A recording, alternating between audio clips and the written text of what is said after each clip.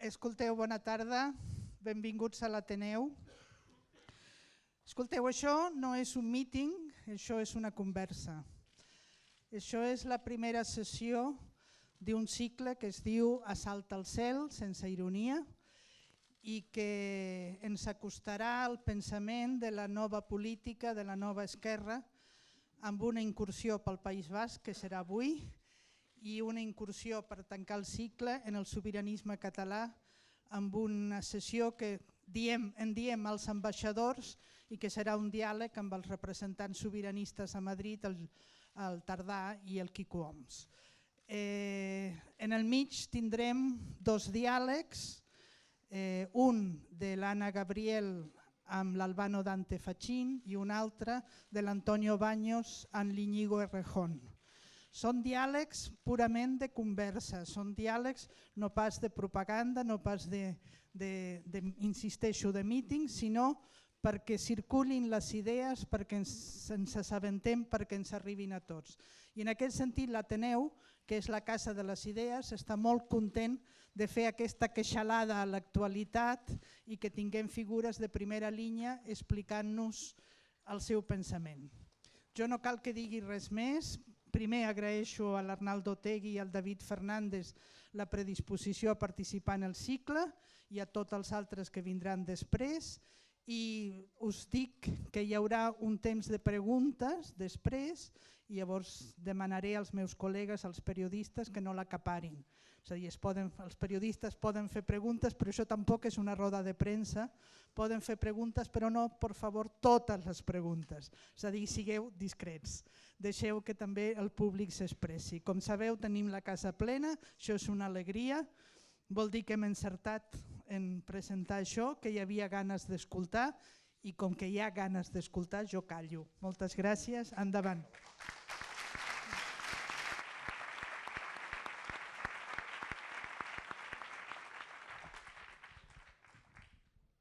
Doncs bona tarda a totes i a tots, i ongi torri a l'Arnaldo, només faltaria assaltar el cel, com deia la Patrícia, i anem a aterrar una mica arran de terra per veure si és possible, com és possible en aquest segle XXI tan convuls que tragina entre la por i l'esperança.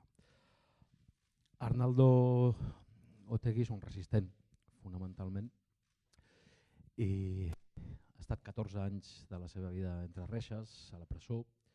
Això significa, estadísticament, un de cada 4 dies de la seva vida empresonat. És una forma de presentació, es podrien dir moltíssimes més coses. Subjectivament és una de les, per mi, de les referències de l'esquerra, no només al sud d'Europa, sinó a escala internacional. I també, juntant una cosa que deia la Patrícia, és veritat que junta és un nexe, una bisagra, entre això que ara se'n diu nova política i un projecte polític com el que significa i dignifica l'esquerra Abertzale, que des de fa 40 anys està denunciant el règim del 78. Deixo aquí la llengua comuna dels països catalans y paso al dialecto puente. Hemos hecho una asamblea, no se podía hacer de otra manera, pero si tocamos todos los temas posibles que habíamos abordado, estaríamos aquí hasta las 6 de la mañana. Però en tot cas, benvingut a Barcelona. Gràcies a l'Ateneu per la invitació y la primera parece obligada, ¿no? Tras 11 meses de pisar la calle, de pisar las calles nuevamente, como decía la canción, ¿cómo estás? ¿Cómo lo ves? ¿Cómo va el retorno? Todos sabemos que es estresante, ciclos electorales, ciclos políticos, y que recuerdo te queda de la cárcel. Bueno, muchas gracias, eta eskerrik asko al Ateneo por esta invitación. Nosotros solemos tener dificultades objetivas muchas veces para que se nos oiga en directo y tenemos un problema a veces añadido, y es que otros hablan por nosotros y dicen lo que nosotros pensamos. Incluso hay quien se atreve a decir lo que nosotros tendríamos la obligación de pensar, cosa que nosotros nunca compartimos, ¿no? Llevo 11 meses en la calle. Tengo que decir que mi vida ha sido intensa gracias al gobierno español, no me puedo quejar. Y la verdad es que está siendo un poco de locura, ¿no? Porque a mí me estaban diciendo permanentemente en la cárcel que las cosas habían cambiado mucho, que la sociedad vasca había cambiado mucho, Yo observaba desde la quietud de la cárcel lo que estaba ocurriendo en el proceso en Cataluña con mucha ilusión, con mucho respeto, y la verdad es que está siendo una pequeña locura. Acabamos de celebrar nuestro congreso, un congreso que ha salido muy satisfactoriamente, hemos reorganizado y reorientado la izquierda independentista, y la verdad es que estoy viajando mucho. Estuve la semana pasada en Berlín, en su día estuve en Londres, en Escocia, en Irlanda, en muchos sitios. Y la verdad es que es un poco estresante. A veces digo que a veces uno echa en falta la quietud de la prisión, ¿no?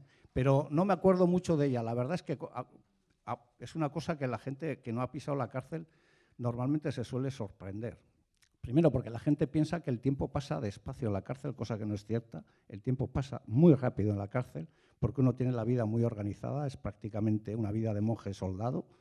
Y en segundo lugar, cuando uno sale de la cárcel se olvida inmediatamente de la cárcel, es decir, que al día siguiente ya parece que nunca has estado en la cárcel, ¿no? Así que vivo el estrés de la política, el estrés de mi país, el estrés de los procesos, de lo que pasa en el mundo, y no me acuerdo de la cárcel, me acuerdo de los compañeros y compañeras que siguen en la cárcel, eso sí. ¿Y Euskal Herria, cómo la encontraste para empezar el itinerario por Euskal Herria? ¿Dónde está Euskal Herria hoy? Yo cuando salí, todo el mundo me decía que en estos 6 años y medio, yo cuando entré en la cárcel no había WhatsApp, por ejemplo, para que os hagáis una idea, no sabía lo que era el WhatsApp. Es más, me juramenté diciendo que jamás utilizaría el WhatsApp cuando salía de la cárcel, me parecía horroroso. Ahora estoy absolutamente enganchado, que me he olvidado el móvil en mi casa y estoy sin móvil, y además no pasa nada, os puedo asegurar que uno necesita intervenciones quirúrgicas si no lleva el móvil en 24 o 48 horas. Pero a mí me decían, este país ha cambiado totalmente, la izquierda independentista ya tiene escaso futuro en el país, la izquierda abertzale ha quedado obsoleta, ya no vais a ser capaces de coger la ola de la nueva política, me hablan de la nueva política, y yo tenía una intuición, la intuición era que la izquierda abertzale y la izquierda independentista en el país estaba suficientemente enraizada como para volver a coger impulso, ¿no? Sí percibí un país con escaso pulso nacional, eso me preocupó mucho. Con una conciencia nacional absolutamente relajada, con un nacionalismo instalado en el bienestar, pero que no correspondía a una épica nacional. Y bueno, felizmente hemos podido comprobar en las últimas elecciones autonómicas que la izquierda independentista vuelve a ser una fuerza importante en ese terreno. Y luego yo creo que hay una cosa, pero que luego hablaremos, me imagino que es evidente, que es el cambio que para mí fundamentalmente se ha operado en nuestro país y también en Cataluña y en el resto de países. Igual yo me hablo mucho y me enrollo mucho, así que me cortas, que creo que es que la crisis financiera y la crisis económica ha impactado de una manera muy emocional y de manera muy fuerte en las nuevas generaciones y en las viejas generaciones, ¿no? Yo creo que el capitalismo y el neoliberalismo habían vendido un sueño de certezas, que era si tú estudias, te preparas, hablas lenguas, vas a tener una vida llena de certezas, vas a tener una casa, un coche, un empleo digno, un buen sueldo, y todo eso se derrumba, y se derrumba con la crisis financiera, ¿no? Y entonces lo que ocurre es que vivimos un mundo lleno de incertidumbres. Ya no están las religiones para aportar certezas, y yo creo que es un mundo lleno de peligros y de oportunidades. Por eso me parece que el proyecto de República Catalana ofrece certezas, o por lo menos puede ofrecer certezas a la gente, y creo que estamos en un momento de que hace falta liderazgos fuertes y proyectos sólidos. Después ya das pie a otra pregunta de cuáles son los peligros, ¿no? Viendo también algunas olas en Europa y también en Estados Unidos, y cuáles son las oportunidades y cómo se obturan, ¿no?, las posibilidades democráticas. Pero para seguir un poquito en Euskal Herria sí hay que hablar como mínimo del no proceso de paz, ¿no? ¿Cuál es la actitud del Estado español respecto al no proceso de paz? Las últimas detenciones en Francia son como mínimo de escándalo mayúsculo, pero ahí están. Bueno, nosotros hemos insistido ya durante… No es algo que nos pille por sorpresa, es decir, hemos insistido durante años en una cosa. No existe proceso de paz en nuestro país, porque para que haya un proceso de paz tiene que haber dos partes que tengan interés en construir la paz. Y nosotros, entre otras cosas, fuimos encarcelados porque el Estado percibió que estábamos haciendo una apuesta política en términos de cambiar de estrategia y hacer desaparecer la violencia de la ecuación política vasca, ¿no? Y por eso fuimos encarcelados, esa es la verdadera razón, ¿no? Entonces, no hay un Estado que tenga interés en la paz. Por una sencilla razón, porque ellos han vivido cómodamente instrumentalizando permanentemente un enemigo interno que era la violencia armada de ETA, y frente a eso, pues su desaparición ha supuesto la desaparición del enemigo interno. Y yo suelo decir a veces, y a veces se me interpreta mal, que hay fenómenos que han ocurrido en la crisis de régimen que actualmente estamos viviendo, como puede ser el fenómeno Podemos o los movimientos populares en el Estado, o incluso el propio proceso catalán, que serían difíciles de mantener y que hubiesen crecido de esta manera si todavía existiera una violencia armada por parte de ETA, porque eso permitiría al Estado, mediante la instrumentalización del enemigo interno, pues ser mucho más agresivo, que ya lo es, pero sería mucho más, ¿no? Entonces, bueno, yo creo que esa es una de las razones para entender por qué es lo que nos ocurrió a nosotros y por qué el Estado no tiene ningún interés en la paz. Yo suelo decir, y es una afirmación muy dura, curiosamente nunca me responden, que es decir, hoy el Estado estaría encantado de que ETA volvería a la lucha armada. Es singular porque ese mismo análisis desde posiciones tan antagónicas las ha mantenido Standard & Poor's, ¿no? Anunciando que los dos esquemas de riesgo era Podemos y el proceso catalán, e incluso Emilio Botín, ¿no? Que dijo, lo único que me preocupa es Cataluña y Podemos. Y para hacer un vínculo entre la vía vasca, que habrá que abordar hoy, y el proceso catalán, sueles decir muy a menudo que el Estado español vive en cualquiera, siendo tan diferentes las realidades, vive como un drama o como una tragedia o como una derrota la simple posibilidad de un escenario resolutivo democrático. Sí, yo he mantenido esa tesis y cada vez me convenzco más de que esa es la buena tesis, ¿no? Yo creo que nosotros también venimos de una cultura, Cataluña viene de una cultura pactista a lo largo de la historia. Es decir, que la historia de Cataluña es la historia de la búsqueda permanente del pacto con el Estado, ¿no? Nosotros también venimos de la cultura del pacto con el Estado, la negociación con el Estado para alumbrar lo que llamábamos un escenario democrático, ¿no? Pero tras muchos años uno llega a la conclusión de que el escenario democrático pactado con el Estado es sencillamente imposible, porque para ellos nuestras soluciones son sus tragedias. Para ellos poner en cuestión la soberanía nacional española es una tragedia. Entonces es difícil alcanzar una solución pactada o negociada con un Estado que entiende que la solución que tú estás proponiendo es para ellos una auténtica tragedia nacional, ¿no? Que rememora el 98 y que además entiende que debilita profundamente el proyecto de su Estado, ¿no? Entonces yo creo que tenemos que ser conscientes de que además del aspecto emocional, económico, político, existe un eminente pozo cultural y es que para España la solución democrática de Cataluña es una tragedia. Para España la solución en el País Vasco, accediendo a respetar nuestra identidad nacional y derecho a decidir, es una tragedia. Para el Estado español la paz es una tragedia, la democracia es una tragedia, ¿no? Y eso hay que entenderlo. Luego ya uno puede aspirar a construir intelectualmente las razones de eso, pero lo que sí es constatable es que si no es prácticamente inentendible que a Cataluña no se le haya hecho una oferta, ¿no? Y yo soy de los convencidos de que tampoco se le van a hacer. Y ahí entra la hipótesis de la unilateralidad, que también es defendido muchísimo, que la única opción, el único camino que ellos construyen por ausencia de ninguna alternativa es el de caminar al margen y reconstruyendo.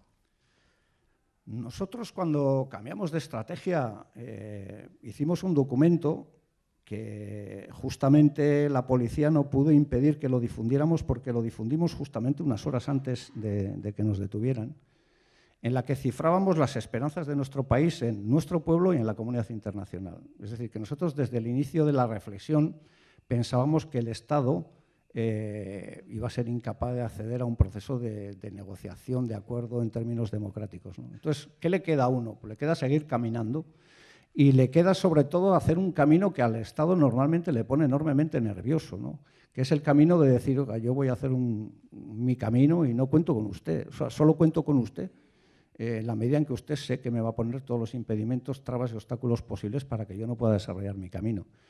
Pero no con eso, y a veces esto corre el riesgo de entenderse en términos de que uno no busca el acuerdo con el Estado y se niega a dialogar. Y no es así. Nosotros estaríamos encantados de acceder a un acuerdo con el Estado español o el Estado francés que reconociera nuestra identidad nacional y nuestro derecho a decidir, ¿no?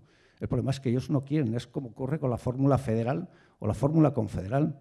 No, si nos parece muy bien la fórmula federal con derecho a decidir y la confederal todavía más. El problema es que nadie se quiere confederar ni federar con nosotros. El problema son ellos. Y en esos escenarios, en 40 años, ¿cómo han cambiado las cosas? Hay una cierta paradoja de inversión alterna, que es el papel del nacionalismo conservador vasco y el nacionalismo conservador catalán.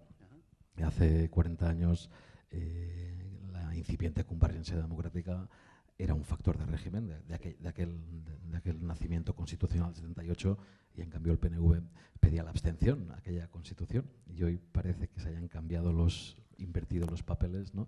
¿Dónde está el PNV o en qué anda el PNV?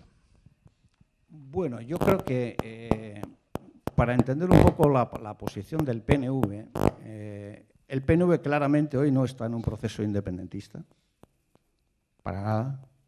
El PNV no es un partido que va a animar un proceso de corte soberanista, para nada. Yo creo que está mirando de reojo lo que ocurre en Cataluña, está midiendo la posición del Estado y está tratando de hacer creer otra vez que es posible un acuerdo con el Estado en los términos que antes hemos planteado como democráticos, ¿no? Es decir, el PNV necesita, yo suelo decir en alguna ocasión que hay como dos posiciones que convergen a la hora de decir todavía es posible un escenario democrático en el Estado. Una es la del PNV, que dice, bueno, todavía es posible alcanzar un acuerdo con el Estado, y otra es la de Podemos, que dice, bueno, el Estado se democratizará cuando ganemos nosotros, ¿no?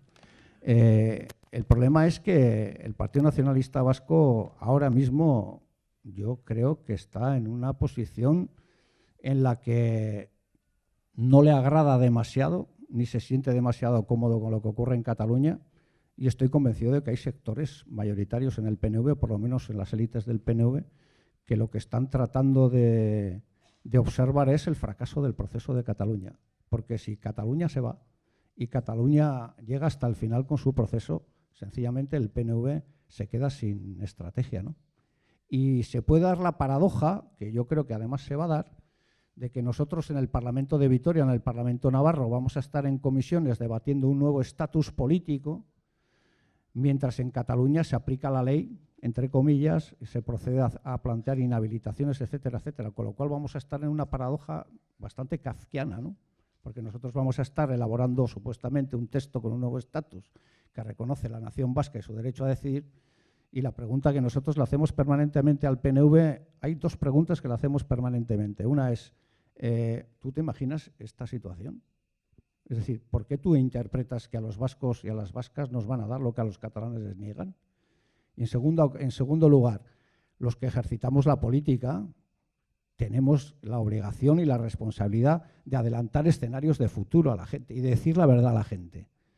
Y yo el otro día hice unas declaraciones en las que dije, si Cataluña se va y el Estado deja de recaudar 12.000, 15.000, hasta 20.000 millones, que dicen algunos, de euros, ese Estado al día siguiente, ¿de dónde se va a financiar? ¿Y de dónde va a sacar una parte al menos de ese dinero? Y la va a sacar de donde hay dinero. Y entonces nuestro concierto económico desaparecerá. Y ese es el escenario que el PNV no quiere ver, y además me respondió con una cierta agresividad diciendo que de a ver de qué rayos hablaba. Hablo de la realidad.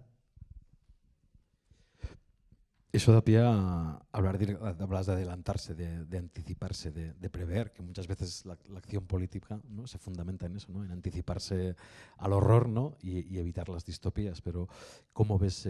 Parece inevitable, ¿no?, y es altamente anunciable que se va a una confrontación institucional, a una confrontación de dos legalidades y una legitimidad democrática, que es la de la mayoría social catalana. ¿Qué previsión tienes en dos niveles? ¿Cuál va a ser la reacción de ese Estado que también, como paradoja, ha hecho, ¿no?, un giro represivo, ¿no?, y ahora se dedica más, ¿no?, al proceso catalán, pues con las inhabilitaciones, con los procesos judiciales del 9N contra Forcadell y contra concejales que hablan de tortillas y huevos, cuando es una obviedad, ¿no?, que para hacer una tortilla hay que romper los huevos. Sí, pues eso es algo evidente. Eso se puede demostrar científicamente. Eso. Bueno, ahí hay un punto por atar la lógica demofóbica del Estado que yo creo que junta a Joan Coma y Arnaldo, ¿no?, que es que el Estado español pretende condenar a Aristóteles, ¿no? Eso lo intentó contigo también cuando dijiste que el jefe era, ¿no?, el jefe de los torturadores, y era un silogismo aristotélico. Si hay sentencias por torturas ejercidas por un cuerpo militar y el jefe del cuerpo militar es el monarca, pues parece obvio que efectivamente es el jefe de los que han hecho. Eso a un nivel, ¿no? ¿Cómo va a reaccionar y dónde crees que están realmente los factores o los vectores de cambio, ¿no?, de posibilidad de avance? Yo, por lo que intuyo y por las cosas que escucho y por lo que voy deduciendo de determinadas posiciones que se dan en la prensa, en medios políticos, en medios económicos, creo que ahora mismo el Estado español solo tiene una esperanza, y es que fracaséis vosotros. Creo que esa es ahora mismo su estrategia. Es decir, ellos cifran su esperanza en que las fuerzas políticas catalanas, el pueblo de Cataluña, no alcance acuerdos y aborte por sí mismo o bloquee por sí mismo el proceso. Creo que eso es lo que están esperando. Creo que esa es su única estrategia hoy. Eso no quiere decir que tengan planes B. Probablemente tengan planes B, pero su máxima esperanza hoy es que vosotros no os pongáis de acuerdo. Yo creo que eso es así, por lo que yo he deducido. Segundo lugar, en materia de saltos represivos. Creo que ellos son conscientes de que no tienen que administrar en dosis homeopáticas, que decíamos nosotros en un tiempo, la represión. Es decir, no concibo una estrategia, digamos, excesivamente brutal al inicio. Es decir, creo que lo van a hacer con dosis homeopáticas. Creo que van a proceder a plantear inhabilitaciones. Creo que lo van a hacer. Y con ello tienen en una segunda fase una esperanza, que es la gente se va a asustar y los catalanes se van a echar para atrás. Esa es la segunda de las opciones. La tercera de las opciones es, si las dos primeras fracasan, y yo creo que fracasarán, es intentar aplicar medidas coercitivas del tipo, qué sé yo, ¿cómo se dice esto? No recuerdo ahora la palabra, que es intervenir los Mossos, suspensión de la autonomía, pero yo creo que ese es un escenario de derrota para el Estado. O sea, yo creo que el Estado ahora mismo tiene un escenario malo en cualquier caso. Otra cosa que no quiere decir que no tengan la fuerza suficiente para hacer lo que vayan a hacer, porque han demostrado a lo largo de la historia que a brutos no los vamos a ganar. Pero creo que tienen una estrategia realmente perdedora. Es decir, yo no me imagino ese escenario como un escenario ganador. La clave para mí es, si cuando ellos procedan a ir en aumento esas dosis homeopáticas, la gente sale a la calle, si la gente sale a la calle, yo creo que no tienen estrategia. Esa es mi impresión. Y eso no quiere decir que al día siguiente se proclame la República Catalana y tenga la bandera en Naciones Unidas. Pero que esa es una estrategia perdedora, me da a mí esa impresión. Y luego hago una reflexión que es la que le hacemos al Partido Nacionalista Vasco. Y como lo consigáis, que yo estoy convencido que lo vais a conseguir, a los que nos quedemos, que Dios nos pille confesados.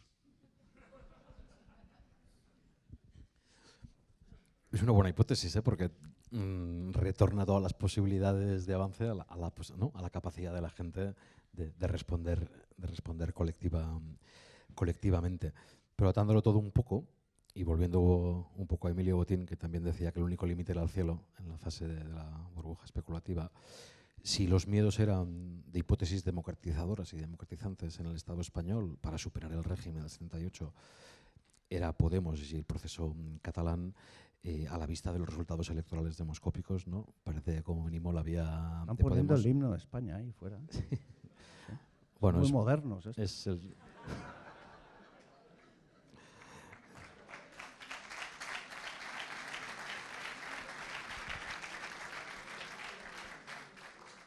¿Cómo han cambiado las cosas? Antes se cantaba el Sega 2 en la calle, ahora... ¿no?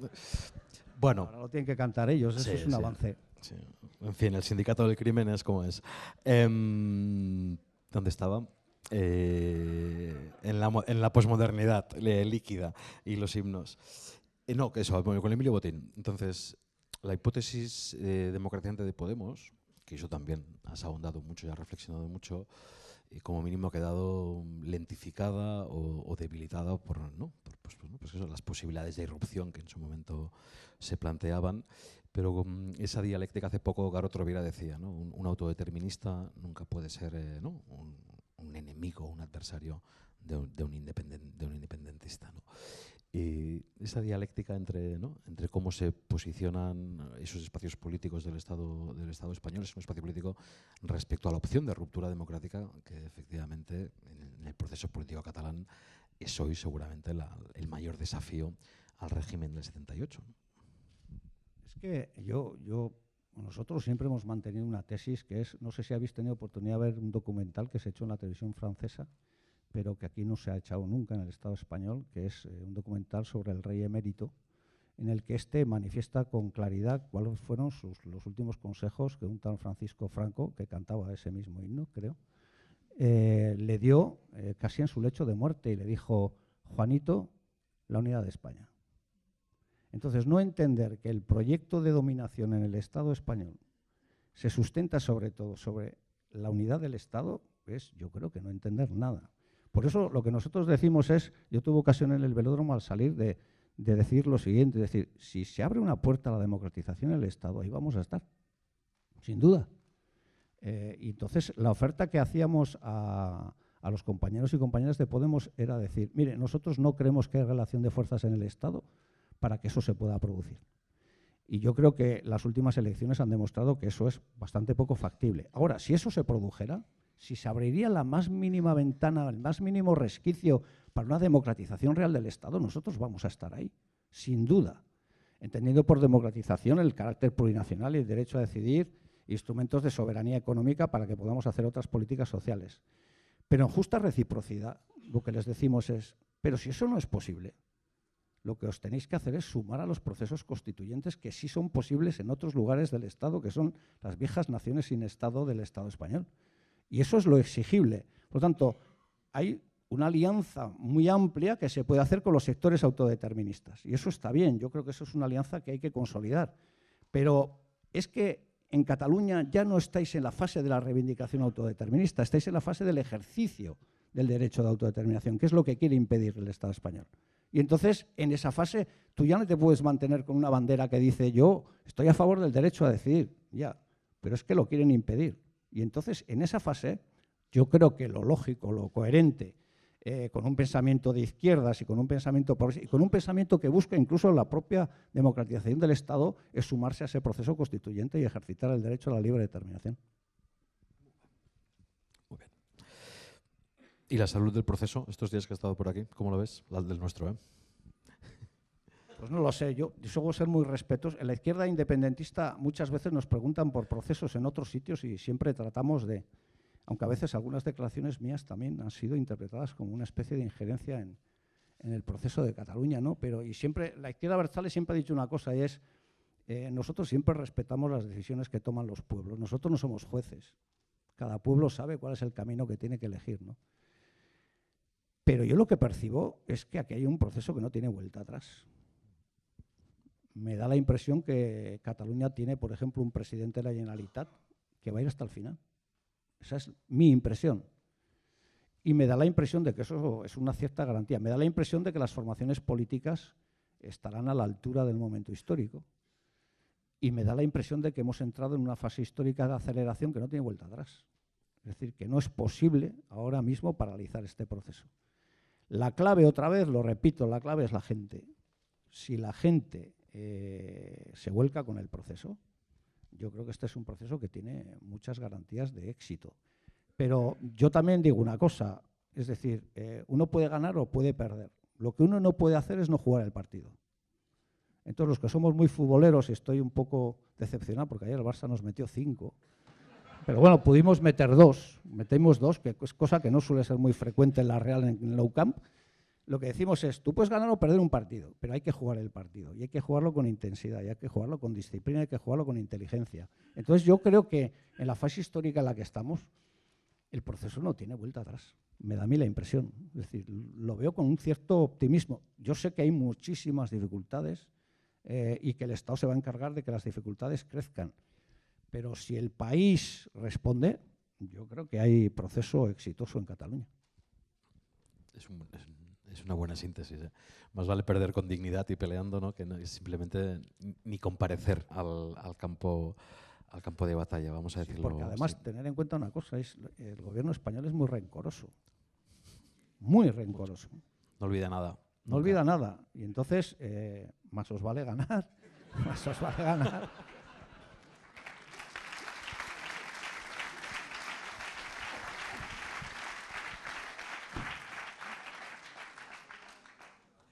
También permite una buena dialéctica, ¿eh? Si no es por ganar con todas, ¿no?, con todas las opciones, como mínimo no perder, como si es seguro que se perdería. Como mínimo una larga decadencia y el cierre por arriba, ¿no?, del ciclo que pretende el Estado. El Estado hace, yo creo que 5 o 6 años que sabe que tiene la peor crisis de legitimidad y desautorización colectiva, con diferentes grados de intensidad en Cataluña, en Euskal Herria, en el resto del Estado, pero está conteniendo el aire a ver si es capaz de cerrarlo por arriba, las posibilidades que se pueden abrir por abajo. Y también parece obligada la pregunta, como mínimo, salís de un congreso, ¿no?, de Sortu, con la experiencia de Euskal Herria Bildu, de una izquierda soberanista, independentista, en esos parámetros también, o cómo valoras con que, ¿no?, en la salida del congreso, cómo ha ido, qué perspectivas. Sí, bueno, hemos salido muy contentos porque, bueno, esto es una cosa que siempre se dice, ¿no?, cuando pasan los congresos y tal, pero esto es verdad. Es decir, hemos hecho un proceso muy largo de debate, prácticamente 1 año y medio. Por primera vez hemos hecho primarias para elegir la dirección y bueno, las cosas han salido realmente bien. De lo que se trataba era sobre todo de poner encima de la mesa 2 cosas. Una, ¿qué izquierda independentista necesitamos en esta fase histórica? Entonces hacía falta renovar. Y en segundo lugar, hemos hecho un ejercicio democrático de elección de las estructuras y de las líneas políticas por una sencilla razón, porque también nos hemos instalado en la tesis de que uno no puede proponer sociedades alternativas en las que la democracia funciona, hay democracia directa, las decisiones se toman de manera horizontal y luego construir organizaciones que no practican eso, ¿no? Eso es algo que hemos superado, ¿no? Y creemos que, antes hablaba de que encontré un país con un pulso nacional bastante debilitado, ¿no? El Partido Nacionalista Vasco lleva mucho tiempo, el Partido Nacionalista Vasco ha instalado un mantra en el país que es: con nosotros vivís bien. Y es verdad que en parámetros económicos, macros, etcétera, el país es un país que funciona, entre comillas, con grandes problemas, ¿no?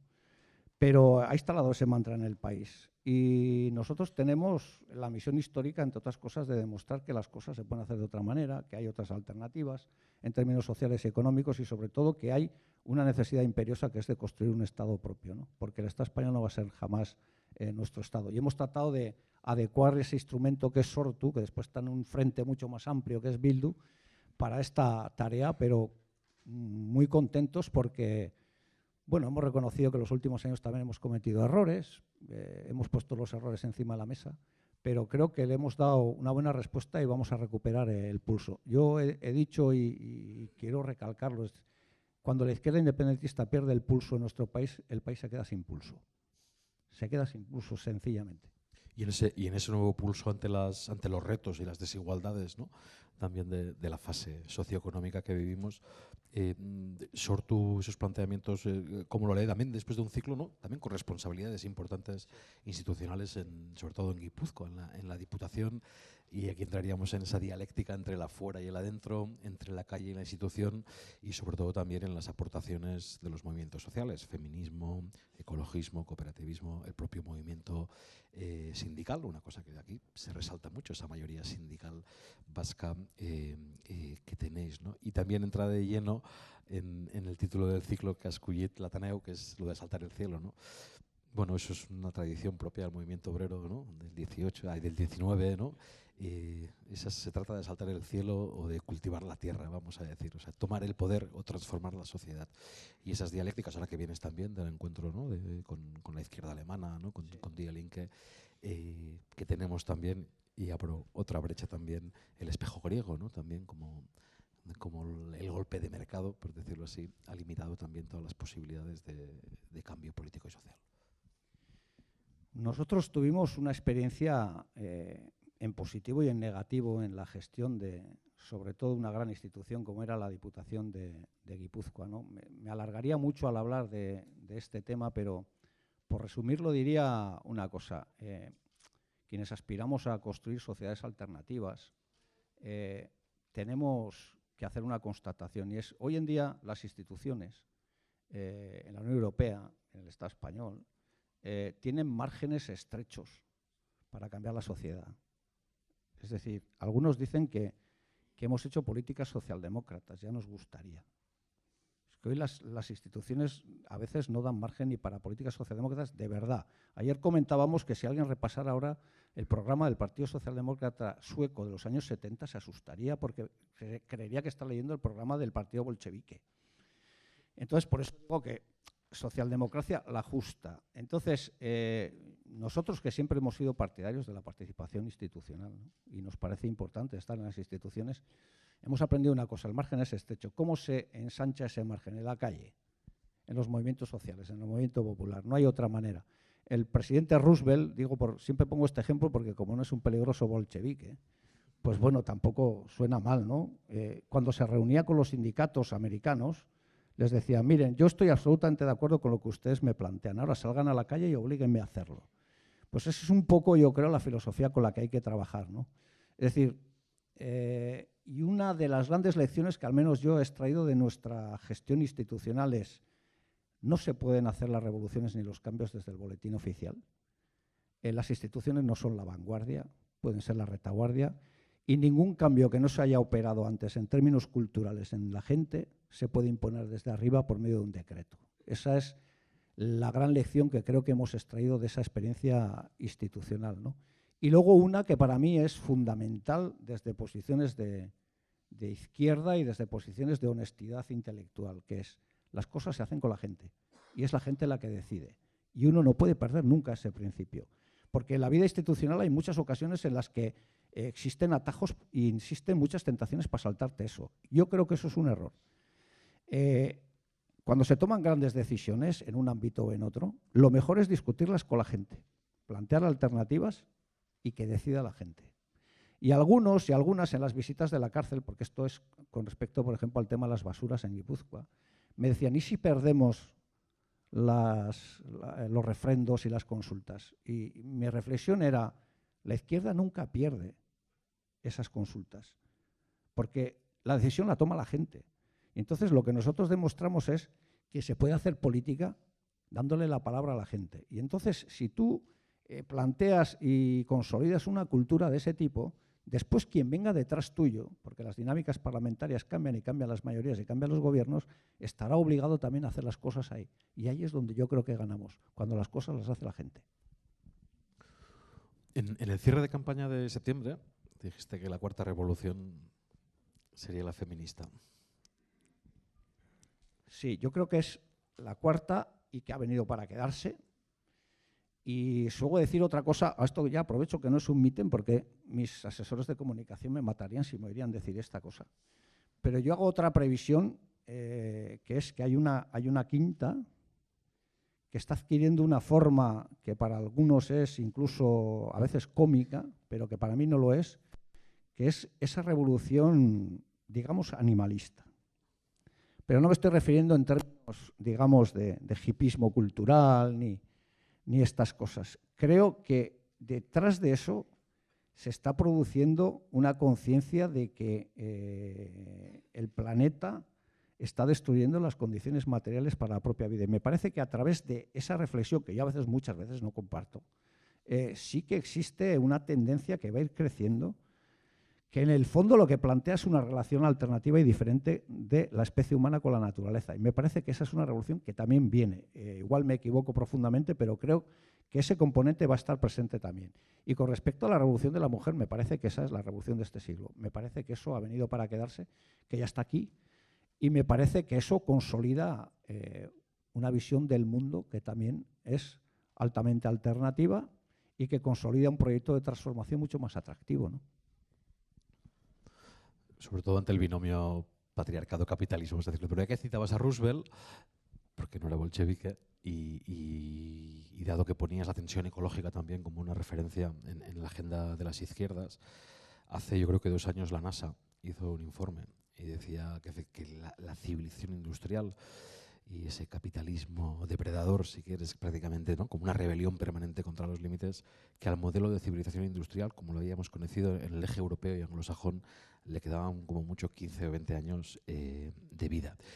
Eso no significa que la vida no continúe. La vida es muy resiliente y es muy resistente y siempre perdura, pero sí que se cerrarían muchas opciones de las posibilidades de una vida digna, ¿no?, para la mayoría del planeta. Y la NASA precisamente decía eso mismo que comentabas, ¿no?, que ese colapso, ese anuncio de colapso, ese anuncio de derrumbe, venía por tres tensiones, ¿no?, por la cultura de la codicia y de la avaricia de las élites globales, que no piensan, o sea, no solo no hacer nada, sino seguir apretando el turbo acelerador del capitalismo global, por las grandes desigualdades que eso generaba, que está generando ya espacios de ingobernabilidad, ¿no?, de zonas sin, ¿no?, de países fallidos y sociedades enteras, y efectivamente por las tensiones ecológicas que siempre íbamos a llegar demasiado tarde, ¿no? Tú la perspectiva, desde esa crítica que siempre también ha caracterizado a la izquierda abertzale, ¿cómo ves ¿no?, la actual fase del capitalismo global? Ha habido muchos nombres, Sí. Capitalismo senil, Sí. Samir Amin, ¿no?, la ibris depredadora. Yo creo que están sucediendo cosas que a veces tenemos la tentación de hacer debates quizás demasiado elevados y yo creo que están sucediendo cosas que no habían sucedido hasta ahora en la historia. Una es bastante simple de entender y es, por primera vez, las nuevas generaciones van a vivir peor que las anteriores. Eso hasta ahora no sucedía. Incluso en el intelecto colectivo lo que existía era pues, la idea de un progreso permanente, de un crecimiento permanente y de que eso iba a generar condiciones materiales mejores cada vez y que eso iba a garantizar que los niveles de vida, que el capitalismo confunde con los niveles de capacidad de consumo, que no es lo mismo, pues las nuevas generaciones iban a vivir mejor que las anteriores. Eso, por primera vez, no va a pasar. Hay otra cosa que también nunca se ha dado a lo largo de la historia, que es también digna de reseñar, y es, por primera vez, puede existir una potencia hegemónica en términos económicos que no detenta la hegemonía militar. Y puede ocurrir con China y con Estados Unidos. Eso no ha sucedido nunca. Y por tanto, eso nos sitúa también en un escenario preocupante, y más con un señor como Donald Trump al mando de los Estados Unidos, ¿no? Entonces, yo creo que esas dos cosas nos sitúan en un parámetro diferente hasta ahora. Y luego hay una cosa que es evidente. Nos estamos cargando las bases materiales para la propia vida de la especie en el planeta. Bueno, yo ya sé que esto suena catastrófico y que suena apocalíptico, pero eso es una realidad que tenemos ahora aquí, ¿no? Y entonces yo creo que eso tiene que servir de acicate para decir, bueno, hoy en día hay que buscar soluciones a estas cosas, porque es que nos estamos cargando el invento. Nos estamos cargando el invento. Y alguien dice, bueno, por ejemplo, el cambio climático se podrá evitar porque habrá nuevas tecnologías que lo impidan, y hablan de difuminar no sé qué gases, de no sé qué efecto en la atmósfera, que nunca saben qué efectos secundarios tienen que tener y tal. Y yo en un debate con alguien que casi negaba el cambio climático le dije, bien, pero entonces tú lo que me estás diciendo es que el cambio climático existe, pero que no hay que preocuparse porque el género humano será capaz de transformar tecnologías nuevas e impedirlo, ¿no? Que es como decir a uno, tú tranquilo, sigue fumando, porque para cuando tengas un cáncer de pulmón ya habrá tecnología suficiente o habrá avances científicos suficientes para curarte. Y la pregunta es, ¿y si no? ¿Y si no? Y la pregunta que hay que hacerse es, ¿y si no? ¿Y si no somos capaces de detener eso? Entonces yo creo que el capitalismo entra en una fase absolutamente demencial. Es decir, frente a este panorama global, que haya todavía gente que piense que lo importante son las altas tasas de beneficio económico. Y dices, ya, pero... Entonces, a mí hay una cosa que me preocupa enormemente, ¿no? Que lo digo, yo sé que la gente se va a reír, pero dices, uno siempre ha pensado que las grandes élites y los que diseñan las cosas, pues son gente responsable y gente preparada. Entonces, cuando uno escucha decir ahora, por ejemplo, es que el euro se diseñó mal, joder, y uno se echa a temblar y dice, pero, o sea, las grandes mentes ilustres que existen en Europa diseñaron mal el euro, y la pregunta es, entonces, ¿en manos de quién estamos? ¿En manos de quién estamos? Y realmente a veces a uno le preocupa enormemente hacer este tipo de reflexiones, que es la reflexión que hacíamos a veces en la izquierda abertzale, decir, oye, si abrimos la cabina del piloto, ¿hay piloto? Pues yo creo que esa es la reflexión que hay que hacerse a escala global.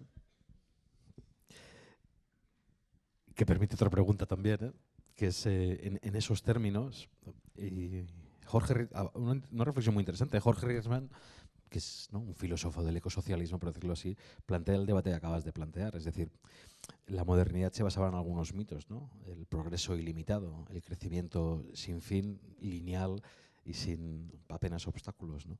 Y la tecnociencia, ¿no?, está desafiando también los límites de la biología y de la física prácticamente, ¿no?, y de la entropía, vamos a decirlo así. Entonces él planteaba cuál es el freno, cómo se pone el freno de emergencia, si ese es, ¿no?, esa es la realidad, ¿no?, un capitalismo sin piloto automático o no, o sea, ya saltándose todos los límites, ¿no?, que ha pasado una pausa de posguerra desde el 45, pues que se creó ese espejismo respecto al resto del mundo, al estado del bienestar, la Guerra Fría, si estamos en esa fase desbocada, ¿no?, de que va por todas, cómo se pone el freno de emergencia, o mucho más sencillo, como pedías, qué significa ser de izquierdas en el año 2017.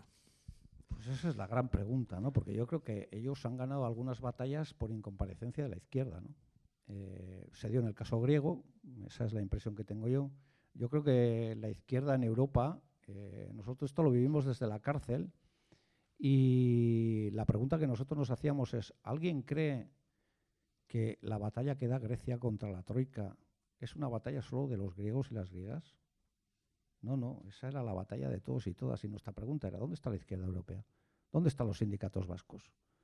¿Dónde estamos todos? No digo que hubiésemos ganado esa batalla, porque era difícil de ganar, pero por lo menos habríamos salido al partido con unas ciertas garantías. Lo que hicimos fue dejar a Grecia sola. Y luego es muy fácil decir, bueno, es que Tsipras se ha vendido a la oligarquía, ya es un traidor a la clase obrera, ya. Pero eso es lo más sencillo. El problema es que dieron la batalla solos y era una batalla que no podían ganar, ¿no? Ocurre algo similar con Cataluña. Es decir, a mí me resulta paradójico que en nuestro país, en el País Vasco, se viva lo de Cataluña con una cierta distancia. Es como si no pasara. Y creer que lo que va a pasar en Cataluña solo va a repercutir en Cataluña me parece un inmenso error. Todos y todas nos jugamos mucho en Cataluña, no solo el pueblo catalán, los vascos y las vascas también, ¿no? Entonces, ¿qué hacer? Yo tampoco es que tenga grandes propuestas ni tenga recetas mágicas para el qué hacer, pero creo que hay una cosa indispensable que tiene que hacer la izquierda, que es volver a recuperar su relato del mundo. Creo que nos hemos quedado sin relato y no hemos comparecido en el relato. Entonces, hay un relato que se resume en una frase que dicen ahora mucho los jóvenes, que es, esto es lo que hay. Esto es lo que hay. Entonces ellos han instalado en la gente el pensamiento de que, oye, estas son las alternativas sociales y económicas y no te engañes, no hay otras. Y yo creo que eso lo tenemos que combatir. Pero creo que en eso, y yo soy muy mujiquista en eso, la izquierda necesita recuperar el relato del mundo y explicar a la gente cómo ve el relato del mundo y cómo ve el mundo y cómo ve la vida, ¿no? Y me parece que en eso a veces cometemos el error de debatir en los marcos que nos pone la derecha. Es decir, nosotros debatimos a veces sobre si los servicios públicos o privados son más eficientes. Pues, para nosotros está claro que los servicios públicos son necesarios y son tan eficientes o más que los servicios privados, pero me parece que ese es un marco que hay que debatir. Pero hay otro marco que me parece que es más interesante, que es el que plantea Pepe Mújica en ocasiones, es decir, si los seres humanos venimos al mundo a ser felices, que es una cosa muy simple y muy profunda, tenemos que construir un relato que permita eso. Tenemos que construir alternativas que permitan crear bases materiales de los estados para que al menos la gente tenga determinados derechos, digamos, y determinadas aspiraciones garantizadas, la vivienda, la educación, sabiendo que eso no va a determinar un 100% de vida feliz porque no existe, pero por lo menos ese es el esfuerzo que hay que hacer. Y luego, desde mi punto de vista, necesitamos recuperar el discurso ético. La izquierda también tiene una ética, es una ética diferente a la burguesa, pero la tiene. Y me parece que a veces hemos abandonado ese terreno. Es decir, que hemos caído en una especie de romanticismo, a veces sin base, que hace que la gente se pregunte si realmente somos una alternativa o no. Yo creo que hay que recuperar esa ética, y esa ética significa, por ejemplo, que para nosotras y nosotros el hacer negocio con la salud de la gente es una inmoralidad. Entonces, bueno, esa es la posición de la izquierda. Después uno podrá discutir de los servicios de salud, si eran mejor los de la Yugoslavia de Tito, o son los mejor los cubanos, o son los mejor los socialdemócratas suecos. Pero la posición de entrada, de principio, tiene que ser recuperar la ética de la izquierda. Si la izquierda no recupera eso en un periodo de crisis en las que la gente necesita liderazgos sólidos, la izquierda no va a ganar nunca la batalla.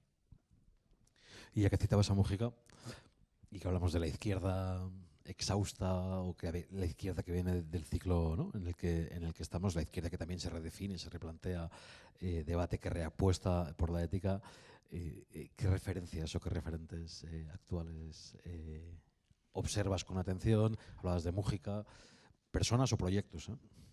Sí, para mí Mújica es un referente para muchas cosas, ¿no? Y me parece que luego uno podrá estar más de acuerdo o menos en determinadas políticas o en determinadas cosas que él hace, pero me parece que antes hablaba de la ética a recuperar y me parece que Mújica representa una cosa que tiene un valor extraordinario, que es su vida como un ejemplo. Es decir, Mújica es una persona que vive con austeridad, que vive en su pequeño ranchito en Uruguay, que planta flores, y me parece que es una persona a la que yo admiro profundamente, ¿no? Luego, como referentes, yo creo que para nosotros siempre ha habido un referente que ha sido el movimiento republicano irlandés. Nosotros hemos tenido una relación histórica siempre con ellos y yo ahora sigo con mucha atención como referentes a todos vosotros y a vosotras y al pueblo de Cataluña. Y me quiero acordar ahora, me acordaría de muchos pueblos y referentes, pero también sigo con mucha atención los planteamientos que está haciendo la gente en el Kurdistán, el confederalismo democrático, etcétera, etcétera, el papel de la mujer en esa área, etcétera, etcétera. Y me parece que de los kurdos hay muchas cosas que podemos aprender también. Gracias. Y ya que pasábamos por Grecia y por referencias, y has dicho la incomparecencia, ¿no?, de la izquierda, o sea, ¿cuántas derrotas se acumulan por incomparecencia, ¿no? Y eso obliga a hablar de la extrema derecha, ¿no?, del auge de la extrema derecha, no ya solo en la calle, sino en gobiernos, o sea, en Europa, en Polonia, en Hungría, ¿no?, con una tasa de discurso público criminal, vamos a decirlo así. Las elecciones a la vuelta de la esquina en Francia, el UKIP, primera fuerza en las europeas en el Reino Unido, que ha fallado ahí la izquierda, y vale la pena decirlo hoy porque la memoria también siempre es un antídoto, que es el Día Internacional, ¿no?, de la memoria de las víctimas del nazismo, ¿no? Yo creo que a veces cuando observamos la realidad actual parece que rememoramos a veces con distancia los años 30, ¿no? Yo antes hablaba del gran impacto emocional y psicológico de lo que ha supuesto la crisis financiera y económica, ¿no?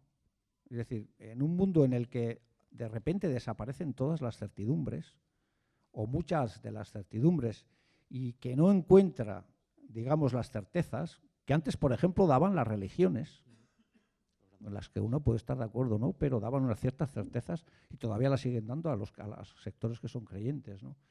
Frente a las incertezas de las ideologías, el derrumbe de las ideologías en muchos casos, yo creo que se produce una rebelión contra las élites, expresada de diferentes maneras a nivel planetario. Yo creo que Trump es efecto de una revolución de las élites, el Brexit es un efecto de la revolución de las élites y Podemos también, y el proceso catalán también, y también nosotros y nosotras, ¿no? Entonces, ¿qué es lo que está ocurriendo?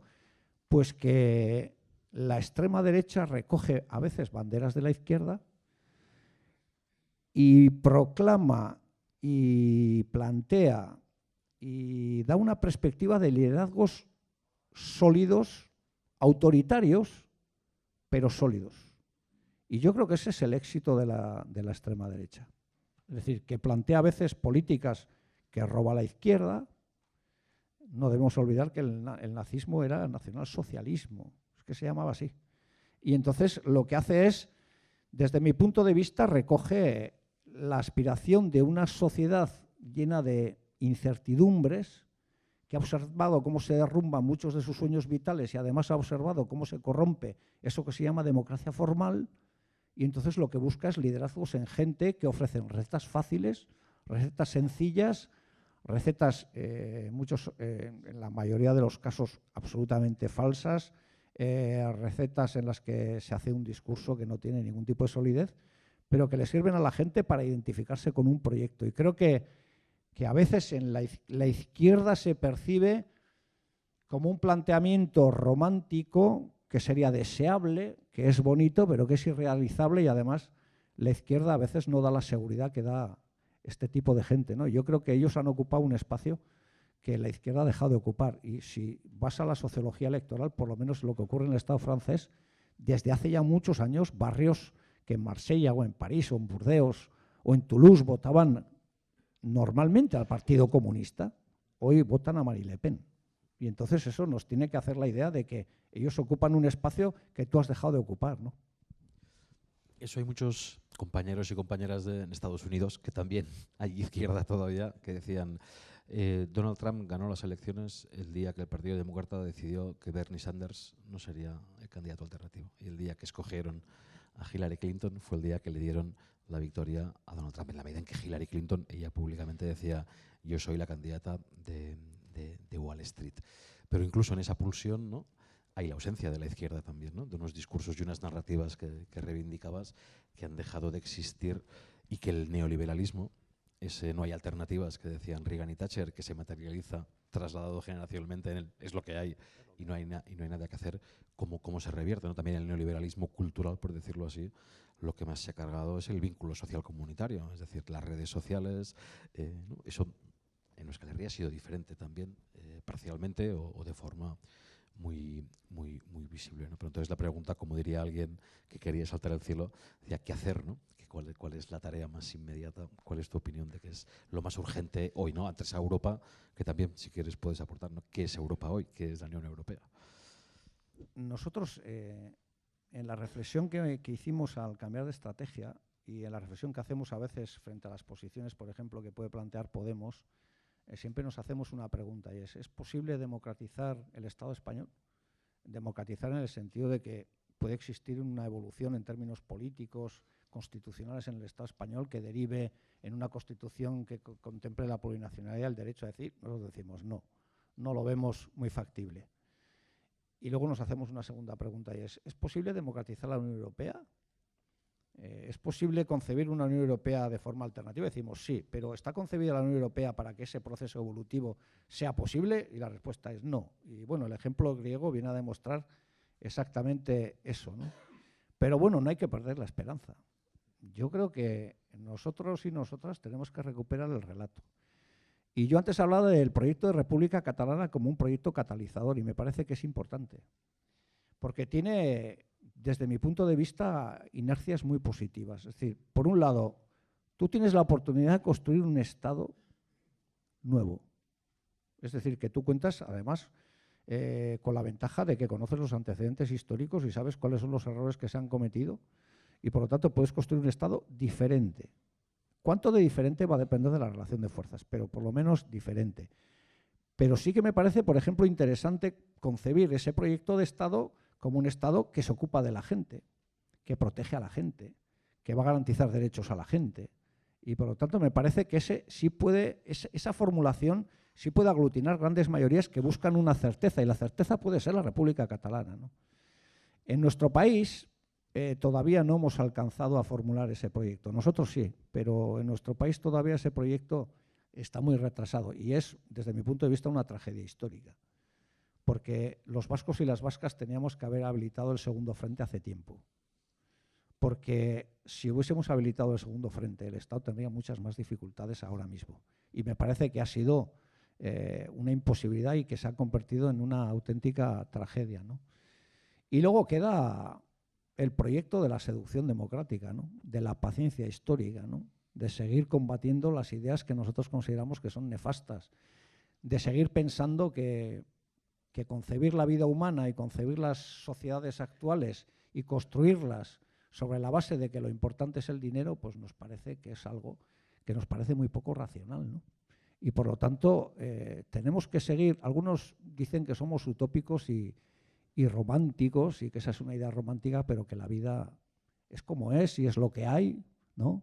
Pues nosotros no queremos vivir en lo que hay, queremos vivir en lo que queremos que sea una sociedad mucho más justa, y sobre todo eso nos va a tener que armar de paciencia y de inteligencia, y sobre todo entender que no hay palacios de invierno que vamos a conquistar en un día, sino que todos los días hay pequeñitos palacios de invierno que hay que conquistar seduciendo a la gente, ¿no? Hay una amiga. Col·loqui. Quina hora és ara? I quart? I 8? Les 8. Va, doncs faig l'última i passeu a la vostra paraula, que d'això es tracta, de que la gent tingui la paraula. Bueno, ni pregunta, pero dices una cosa que es muy interesante. Hay una amiga que siempre dice, vamos a dejarnos de construir catedrales, que siempre nos pelamos de frío, y vamos a construir parroquias de barrio, que es hoy lo más urgente. Yo tuve una vez, y hace muchísimo tiempo ya, en las incertidumbres, las dificultades, las incertezas del momento, que decías, se trata de construir un refugio, ya no se salta del cielo, ¿no? O sea, la construcción de un Estado propio, en los términos en los que se desarrolla la política económica internacional, era sobre todo construir un refugio democrático, un refugio social, un refugio también cultural y ético ante los embates, ¿no? de la deriva económica. Esa era como reflexión. Y la última, como anticipo tal vez, ¿no? De siempre tener presente a Gramsci, ¿no? Cuando decía, toda revolución autoritaria no es nada más que el fracaso previo de un intento, de un proyecto democratizador fallido, ¿no?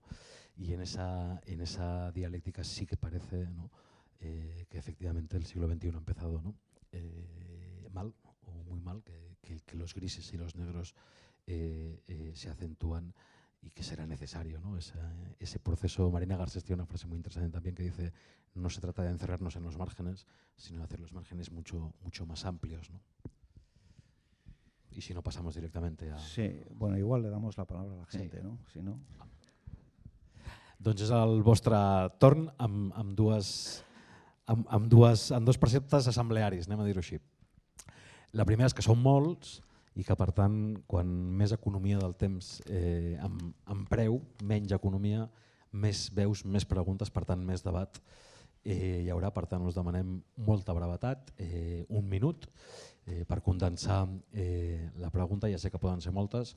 I la segona, que les farem agrupades, si us sembla, de 3 en 3, i que hi hagi més torns de paraules depèn de la pròpia autocontenció i de la pròpia autoresponsabilitat. Jo faré de Tribunal Constitucional i per tant, seré neuròtic, demofòbic, i quan passin els 59 segons diré que, sisplau, es condensi la pregunta. Amb tots vosaltres, per tots vosaltres, Arnaldo Otegi.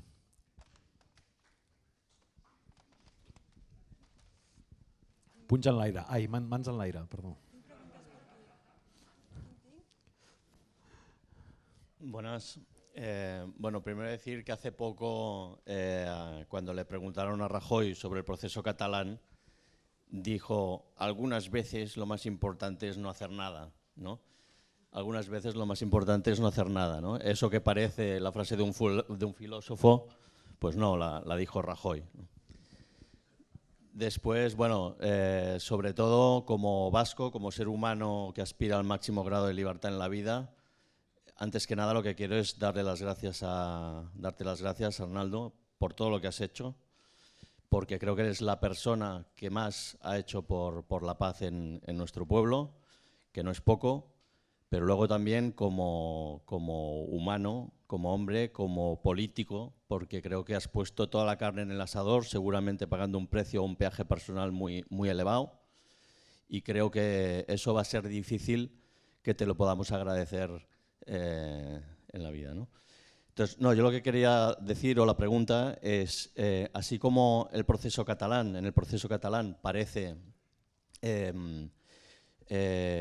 difícil hablar de països catalans en este momento, porque parece que Baleares o el País Valencià va como a otra velocidad, sí parece impensable en un proceso vasco hacia la independencia o en un posible referéndum prescindir de Navarra, ¿no? No sé si lo ves así o lo ves de otra manera. Gracias. Gràcies. Agrupamos, Arnaldo. Hacemos següent, Antanax. 1 minut, que ens coneixem. En 30 segundos acabo.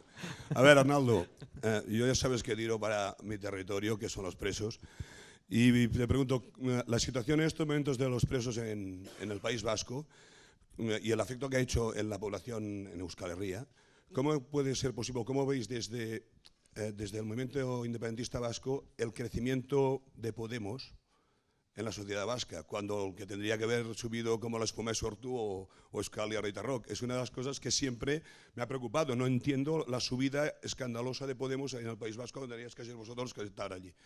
Y la situación con la situación de los presos, nada más. Moltíssimes gràcies. Freddy. A veure, 1, 2... Aquí hi ha una companya. Sí.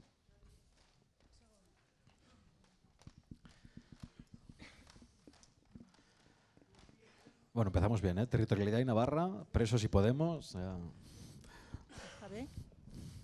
Contentísima de tenerte aquí y de que el Ateneo te haya invitado. La verdad, estoy emocionada porque considero que os encarcelaron porque tenían pánico del poder de vuestra palabra. Tenían pánico del poder de vuestra palabra. Con el proceso que comenzasteis del caso Betaraguna y tus compañeros, también quiero saber si Rafa Díez todavía sigue encarcelado. El sindicalista tan bueno y tan luchador, que también ha hecho tanto por Euskal Herria.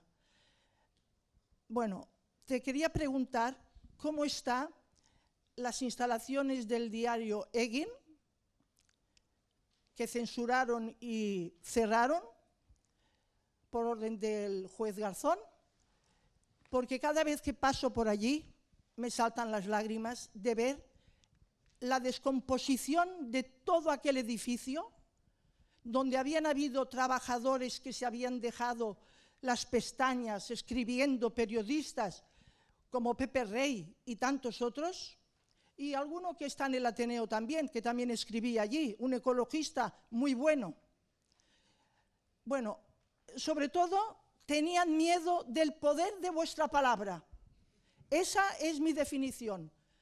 Y te doy las gracias de que estés aquí, estoy emocionada y, bueno, visca als països catalans i gora Euskal Herria.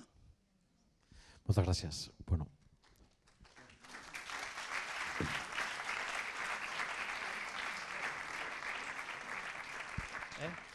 Empiezo por la primera, ¿no? El tema territorial.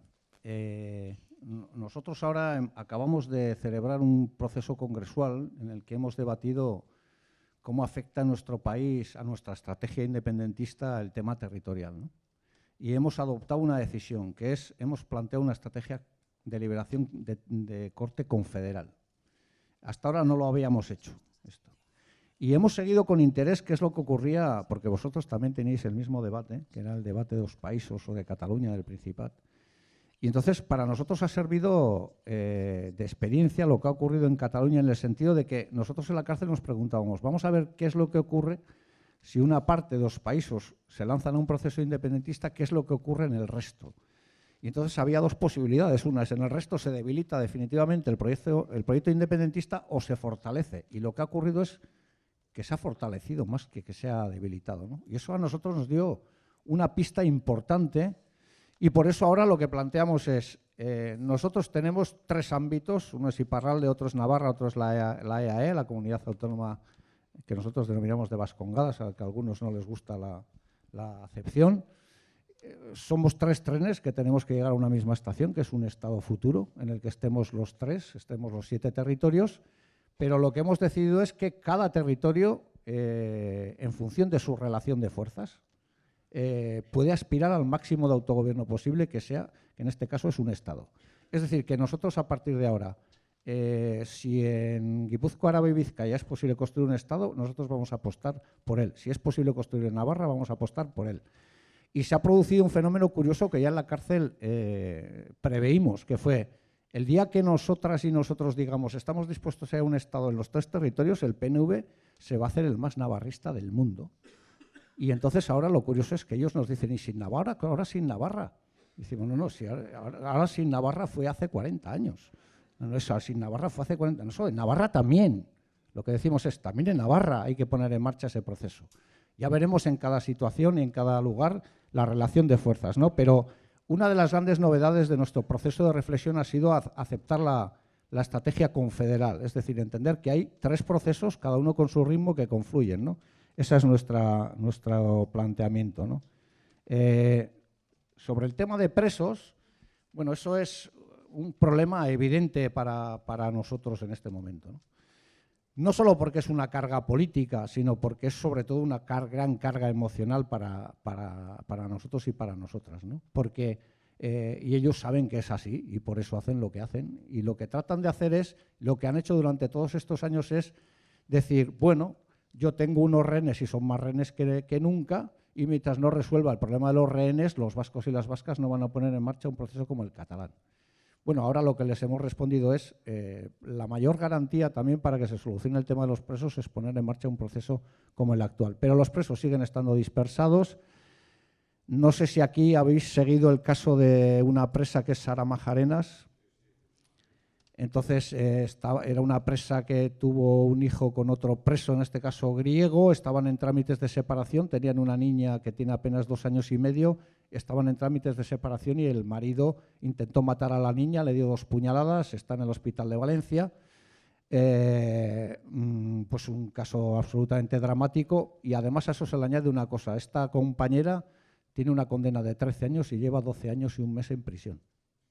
Y por lo tanto hace 4 años que tendría que estar en libertad condicional, pero se aplica un régimen de excepción en nuestro país. Y con respecto a Podemos, dices que te gustaría que hubiésemos crecido mucho más nosotros, a nosotros también, mucho más. Pero nosotros hacemos una lectura con respecto a eso.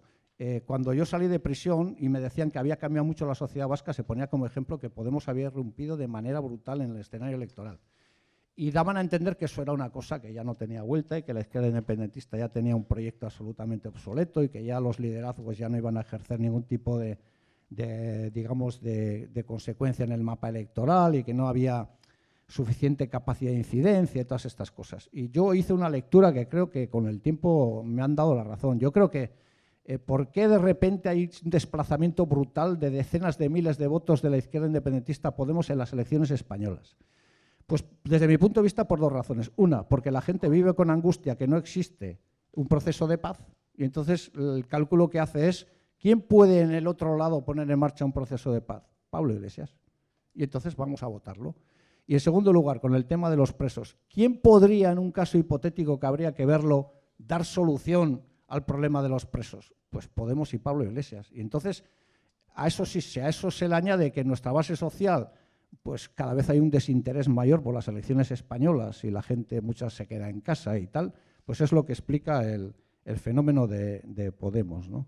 Con respecto a Rafa Díez, sigue en la cárcel del Dueso, tiene fecha de salida en septiembre-agosto de este año. Ahora mismo le han rechazado un recurso en el que exigía que se aplicara un artículo de la reforma del Código Penal que dice que en función de los fines y los resultados de tu acción delictiva, si esta no ha producido graves daños, se puede rebajar, bueno, un rollo patatero jurídico, pero no se le ha aplicado eso, porque tendría que haber salido a la calle. Curiosamente, y como resumen, diría yo, cuando mi madre murió, estando yo en prisión, que es una de las cosas más duras que me ha pasado, recordé en una carta de despedida una cosa y que creo que resume bastante bien la historia de nuestro país, ¿no? Que es cuando mi madre era pequeña iba a visitar a la cárcel del Dueso a su hermano que estaba preso, que los franquistas lo tenían preso, y 80 años después ella murió con su hijo preso en Logroño y con Rafa Díez en la misma cárcel en la que ella había visitado a su hermano. Y yo en aquella carta lo que decía es un buen resumen de lo que es la democracia política española, ¿no? Y me has preguntado, las instalaciones de Egin están en manos del Estado.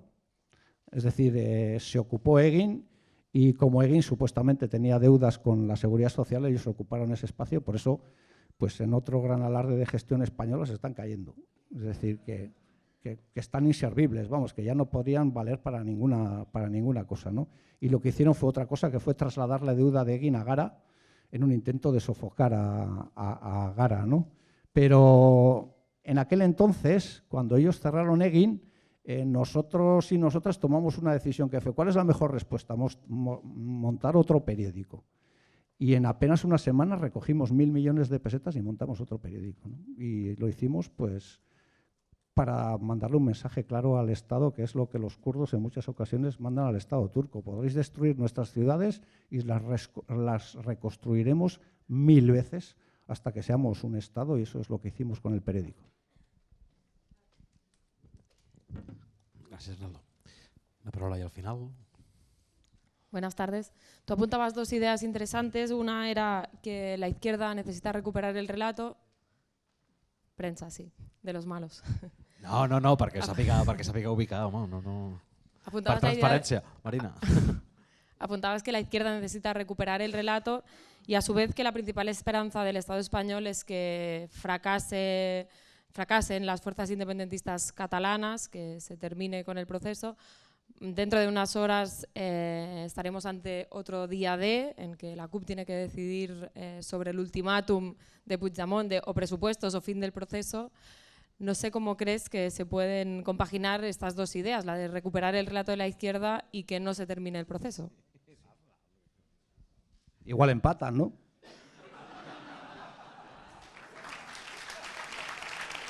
Bueno, con respecto a lo último, yo voy a hacer una reflexión. Igual empatan Puigdemont y la CUP, estaba diciendo eso, que sois unos mal pensados. Yo he hecho alguna declaración y creo que es interesante que la vuelva a plantear aquí, ¿no? Yo estoy convencido que las CUP estarán a la altura del momento histórico y harán lo que consideren oportuno y lo mejor para el proceso independentista, no me cabe ninguna duda. Y luego haría una reflexión con respecto a los presupuestos, que me parece interesante. Yo creo que la CUP ha hecho unas propuestas que no pueden ser tildadas de bolcheviques, que son propuestas socialdemócratas o sociales avanzadas, y que por lo tanto yo creo que sería bueno, pero esto que no… Luego ya veo gente de Junts pel Sí por aquí, luego cada uno que haga lo que quiera, yo es una sugerencia. Yo lo que digo es, si tú proclamas la República Catalana como un Estado que va a cuidar a la gente, no sería malo, lo digo como idea, no sería malo que en los presupuestos se avanzara eso y se haría realidad eso. Es decir, que habría unos presupuestos que cuidaran de la gente. Porque me parece que eso ensancharía la base social del independentismo. Y esta es la reflexión que yo hago. Por lo tanto, a mí me parece interesante la reflexión. Es decir, la CUP ha hecho unos planteamientos que lo que buscan es en sanidad, en educación, en política fiscal, garantizar una vida mejor para la gente y para la gente humilde y para las clases populares del país. Y para mí sería un buen mensaje, pero esto luego ya… Oye, yo no me ingiero aquí, vosotros decidís y me parecerá magnífico lo que decidáis. Pero sí que me parecería importante que se lanzara ese mensaje precisamente ahora y decir, no es que nuestro proyecto de república es una república que cuida de la gente y por eso es importante que la alcancemos, ¿no? Y la primera pregunta se me ha olvidado. No era eso, era juntar las dos cosas, o sea, vale, recuperar el relato de la izquierda junto a no cumplir con las esperanzas del Estado español de que Y se vaya todo al garete. Yo estoy absolutamente convencido que la estrategia del Estado español en esta fase pasa porque no os pongáis de acuerdo y porque vosotros seáis los que colapséis el proceso. No tengo ninguna duda de esto, por lo que yo he podido percibir, porque yo me he podido informar y por lo que yo he podido hablar con determinada gente. Esa es su gran esperanza. Es la esperanza que llevan alimentando los últimos 5 o 6 años, que hasta ahora no les ha funcionado, pero siguen con esa intención. Sí, vamos, yo creo que no tienen plan. ¿Hay preguntas? Hola, Arnaldo. Mi pregunta es mucho más sencilla. ¿Qué se te pasa por la cabeza durante todo este tiempo que, en los 11 meses que llevas en libertad, continuamente te están preguntando que te disculpes por las víctimas de la lucha armada, de lo que ha pasado durante todo este tiempo, cuando sistemáticamente hay 2 partidos que se niegan a pedir perdón por todo lo que ha pasado durante 40 años de dictadura? Es decir, ¿qué te pasa por la cabeza? Agrupem, Gràcies per la pregunta. Una pregunta més.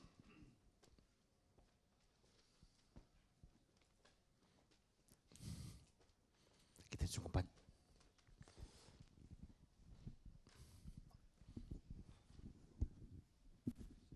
Caixó.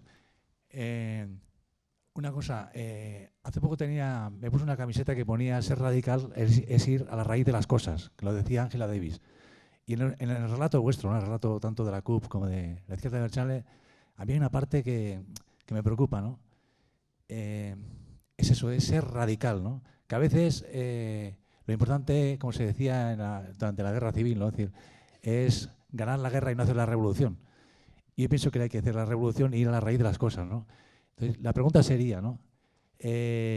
A ver, o estamos todos o rompemos la baraja. Hay un sector de la sociedad que hemos excluido. Son los presos vascos, está claro, los presos comunes, que fundamentalmente son gente usuaria de drogas o fundamentalmente son extranjeros. Entonces, la sociedad que queremos construir, el Estado catalán o el Estado de Euskal Herria que queremos construir, vamos a contar con los presos, vamos a contar con esa parte de la sociedad que excluimos o la vamos a hacer al margen de ellos, ¿no? Y había una reflexión que el otro día un compañero de Sabadell, que por allí viví yo, de la Federación de Asociaciones de Inmigrantes, decía, en el referéndum catalán van a poder votar los inmigrantes, y Santi Vidal, por ejemplo, el juez decía que no. Entonces, a mí eso me preocupa. Es decir, yo pienso que cuando somos radicales hemos de ir a fondo, ¿no? Y hacer participar a todos de la construcción de nuestro nuevo Cataluña independiente sin Estado, preferiría yo, ¿te acuerdas, David?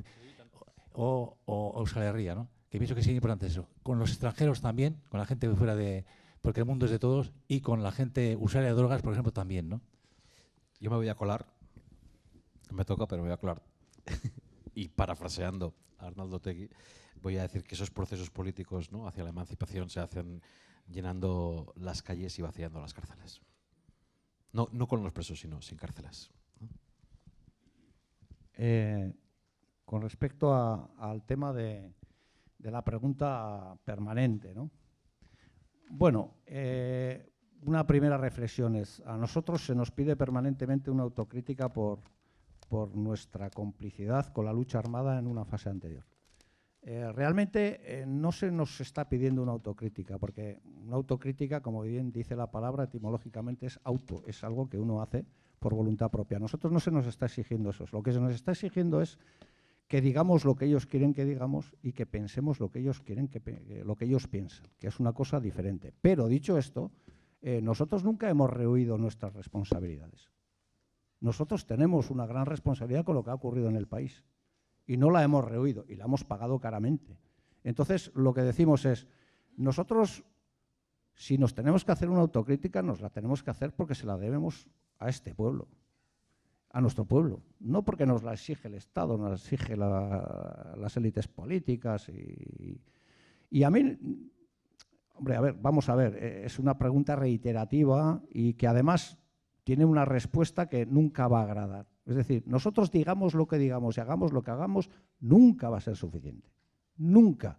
Porque ellos necesitan darle a la imagen de que hay una izquierda independentista vasca que no ha transformado su ideología ni se ha transformado en términos políticos y por lo tanto sigue siendo la misma de siempre. Y luego en las preguntas también sí me preguntan, cuando ellos no han condenado su propia violencia, cosa que es cierto, es que el Partido Popular es un partido fundado por 7 ministros franquistas. Es que ese es su origen. Pero yo me rebelo a veces también contra esa reflexión, porque lo que le digo a nuestra gente, y en esto hay que hacer mucha pedagogía política, es nosotros nos debemos a nuestro pueblo y a nuestro país. Y si tenemos que hacer una autocrítica, la tenemos que hacer porque nos la exige y la demanda nuestro país. Y cuando me dicen, es que ellos no la hacen, yo siempre respondo con lo mismo, es que nosotros no somos como ellos. Es que el día que nosotros seamos como ellos, ellos habrán ganado. Y esa es la reflexión que hago permanentemente con respecto a ese tema. Es un poco cansado que siempre te pregunte lo mismo, pero bueno, uno ya tiene asumido en cierta medida que eso va a ser así, pues hasta que dure en este planeta, ¿no? Entonces, además, nunca se van a dar por satisfechos. Y lo que sí decimos es, mire, nosotros estamos dispuestos a asumir nuestras responsabilidades, no tenemos problemas. Nosotros, si hay una Comisión Internacional de la Verdad, iremos a contar nuestra verdad y asumir nuestras responsabilidades. Ya veremos si otros la hacen. Y nosotros eso lo hemos asumido con naturalidad. Hemos hecho declaraciones que para algunos siempre serán insuficientes en ese terreno, pero que nosotros estamos convencidos que seguiremos avanzando en ese tema y lo seguiremos haciendo por responsabilidad con nuestro país, no porque nos lo pida el Estado, ni las formaciones políticas, ni nadie más. Y con respecto a los presos sociales, bueno, yo en eso algo sé, porque me he pasado 14 años de mi vida en la cárcel y conozco bien lo que hay en las cárceles, ¿no? Yo creo que lo que hay en las cárceles ha cambiado sustancialmente. Yo entré por primera vez en el año 87 en prisión y todavía había un cierto tipo de delincuencia, digamos, atracadores y este tipo de delincuencia, ¿no? Ahora lo que existe es una población mayoritariamente drogodependiente, que no es delincuente y que roba para consumir y que está aparcada allí y que sabes fehacientemente que cuando salga a la calle volverá, salvo escasos casos, volverá a delinquir para poder consumir, lo cual es una absoluta aberración. Yo le decía a los chavales más jóvenes mis compañeros en Logroño, siempre les decía, si volvemos a este módulo de Logroño dentro de 10 años, estarán los mismos con 10 años más. Sin duda, estarán los mismos. Alguno fallará, pero normalmente eso será así. Pero sí que es cierto que la población reclusa ha variado y hay una cosa que hemos comentado en privado que a mí me ha llamado mucho la atención de la población reclusa. Hay cada vez más gente en la cárcel por violencia de género. Y lo más llamativo es que hay cada vez gente más joven por violencia de género. Y eso es algo que a nosotros nos ha chocado enormemente. Hay mucha gente joven en la cárcel, cosa que a nosotros nos parece inexplicable, ¿no? Porque se supone que en una sociedad desarrollada, que tiene ámbitos de educación, pues haya gente joven que tenga unos valores, vamos, que ya no son machistas, ya es que son otra cosa, son casi autoritarios, fascistas, y eso te llama la atención en chavales que tienen 23, 24, 25 años, que no tienen más, ¿no? Entonces, esa es una población que es diferente, ¿no? Y luego hay muchos emigrantes, mucha gente del Magreb, mucha gente del este europeo, y bueno, la verdad es que la cárcel es algo duro, pero también es un pequeño mundo en un patio y uno va aprendiendo cosas también de otros países y de otras culturas y bueno, uno trata de buscar el lado positivo a estar en la cárcel porque realmente lo tiene y sobre todo pues para cuando salgas decirle al gobierno español que tampoco lo has pasado del todo mal, que también has sacado cosas positivas de tu estancia en la cárcel.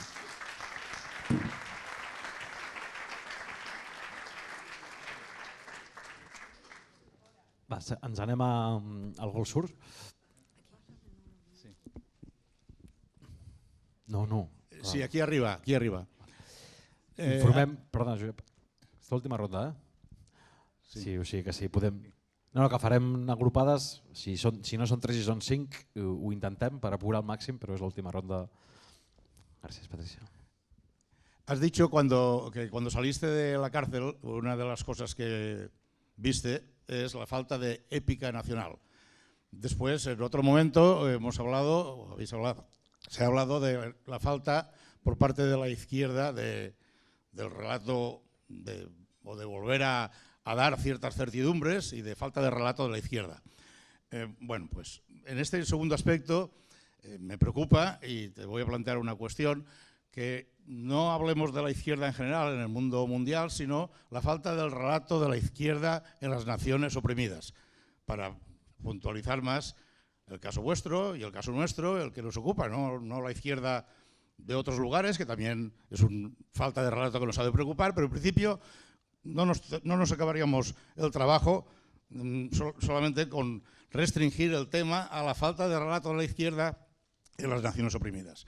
Y la pregunta es, cuando se da esta circunstancia de opresión nacional, la izquierda no le puede dejar la bandera del nacionalismo, de la liberación nacional, a la derecha.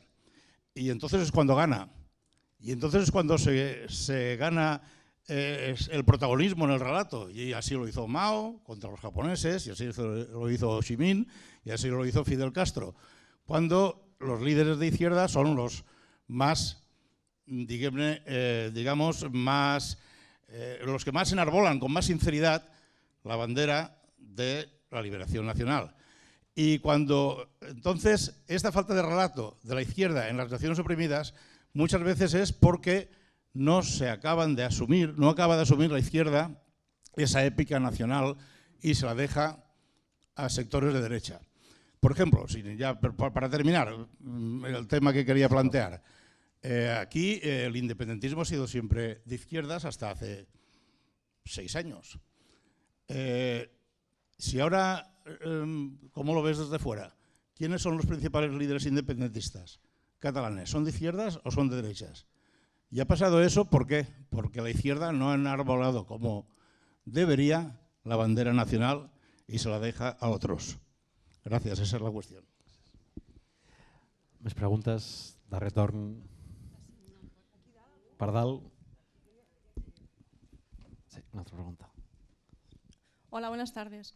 Relacionado con la dispersión de presos, me gustaría saber si hay algún proyecto concreto para el tema de los deportados, para si pueden volver libremente a España después de que llevan casi 40 años en el extranjero. Gracias.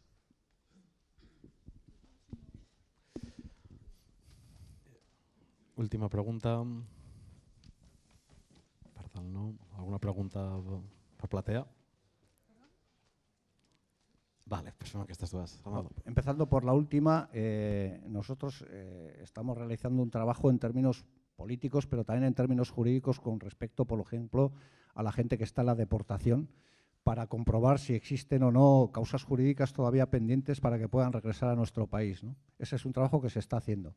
Desgraciadamente, vivimos en un estado en el que es evidente que a veces se construyen pruebas que llevan a la gente a la cárcel, ¿no? Entonces se da la paradoja de que tenemos mucha gente que no tiene causas pendientes en la Audiencia Nacional ni en el Estado español, pero a la que tú no le puedes dar la seguridad de que si vuelve no se va a construir una acusación o se va a decir, no, pero usted siguió perteneciendo a ETA aunque vivió en Cabo Verde 40 años. Y ese es el gran drama que tenemos, ¿no? Que es que nosotros y nosotras no estamos en disposición de darle esa seguridad. Sí darle la seguridad, mira, tú no tienes ninguna causa pendiente. Pero ellos te preguntan, ya, pero cuando yo llegue a Barajas, ¿qué va a pasar? Y entonces le dices, bueno, pensamos que no va a pasar nada, pero no te puedo dar esa seguridad y esa certeza. Y ese realmente es un drama porque la gente nos vamos haciendo mayores, hay gente ya muy mayor en la deportación, muy mayor, que desearían regresar a su casa, que desearían regresar al país, que no tienen causas pendientes, pero a la que no, si habría un gobierno civilizado, estas cosas se pueden hablar y se pueden acordar, pero a la que no le podemos dar la seguridad plena de que no se inventen una causa, de que no saquen no sabemos qué cosa y que construyan algún tipo de relato que vuelva a encarcelarlos, y estamos todavía en ese tránsito entre todavía, bueno, gente que quiere regresar y podría regresar, pero un Estado que no nos da ninguna seguridad ni ninguna certeza de que no podría ocurrirles algo, ¿no? Y con respecto al debate de la izquierda y la derecha, ¿no? Que es, yo esto siempre digo una cosa, y es los vascos y las vascas vivimos este debate de una forma un tanto diferente a como se vive en Cataluña, ¿no? Por ejemplo, hay una cosa que yo creo que nunca hemos explicado bien, y es, por ejemplo, en Araba, Guipúzcoa y en Vizcaya, el nacionalismo, o sea, la izquierda independentista nace de la derecha y asume el independentismo y va hacia la izquierda. En Navarra el fenómeno es contrario, es la gente de la izquierda que viene al independentismo. Y en nuestro país, el Frente Nacional, el frente de todos los abertzales, todos los nacionalistas, todos los soberanistas juntos como contra Madrid, está en nuestro ADN cultural. Entonces, nosotros hicimos Lizarra Garasi en su día y, por lo tanto, no es que para nosotros sea una cultura excesivamente traumática lo del pacto con el centro-derecha vasco para construir un Estado.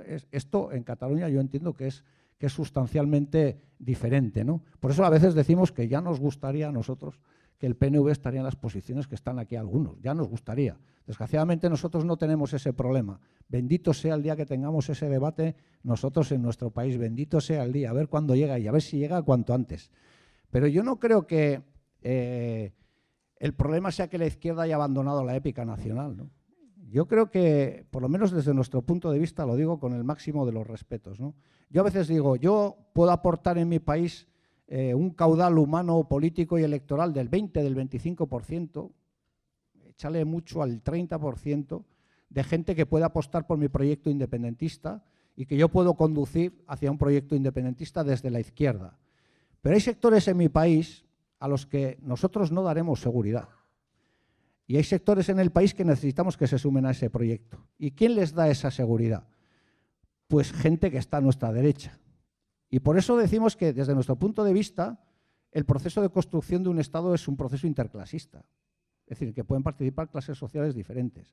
Otra cosa diferente es si en ese proceso la izquierda construye una hegemonía suficiente para que después ese Estado esté al servicio de las clases populares o no. Pero ese es un proceso dialéctico. Yo aquí observo a veces que se vive con un cierto trauma que haya sectores de la burguesía catalana o convergentes que se hayan hecho independentistas, y eso a veces se lee en términos políticos como algo debemos estar haciendo mal para que estos sectores ahora se hayan hecho independentistas, y nosotros lo que decimos es, lo habéis hecho muy bien. Nosotros estamos deseando que el PNV se haga independentista estamos deseando que se pongan en la primera línea contra Madrid, para una vez que vamos a estar en segunda. O sea, nos va a encantar el día que da. Nosotros, desgraciadamente, no estamos en esa tesitura, pero me parece que lo fundamental es entender que necesitamos de todos los sectores para construir el Estado y que la contradicción principal hoy es construir un Estado. Y luego, lo que tú tienes que buscar desde tu posición transformadora es que la hegemonía cultural de ese proceso la rentabilice la izquierda transformadora. Nosotros en eso tenemos una pequeña ventaja, y es que la mayoría sindical vasca es una mayoría sindical a la izquierda y es soberanista. Y eso, además, a nosotros nos ratifica en un análisis que hemos hecho en términos históricos, que es decir, el Estado vasco lo que favorece es sobre todo a las grandes mayorías sociales. Y por eso lo que es curioso es que, no lo que es curioso, no lo que certifica eso es que la gran mayoría sindical vasca está hoy por crear un espacio soberano en nuestro país, ¿no? Y con esto concluyo porque me lío mucho, que es, a veces se pregunta, pero el proceso catalán es un proceso conducido por la burguesía catalana que está defendiendo sus intereses y por lo tanto es un proceso, esto se oye mucho en los círculos de Podemos, también allí, ¿no? Y entonces yo solo propongo un ejercicio muy sencillo, que es, hacen una lista los que están a favor de la independencia catalana y vasca y hacen otra lista quienes están en contra. Y en la de contra están la Iglesia Católica, los banqueros, las grandes patronales. Y por lo tanto es difícil de entender que ese sea un proceso muy de derechas. Es decir, las grandes corporaciones, los grandes patronales, los periódicos más reaccionarios, los que se han juntado hoy aquí supuestamente para protestar por mi visita, pero que realmente de lo que protestan es de lo que estáis haciendo en Cataluña, eso es lo que está en el fondo. Todos esos sectores son los que se oponen a la independencia. ¿Quiénes están a favor? Las clases populares, las mayorías sindicales, el movimiento feminista, el movimiento popular, y por lo tanto a mí eso me da una pista de aterrizaje suficiente y un anclaje suficiente para estar muy tranquilo.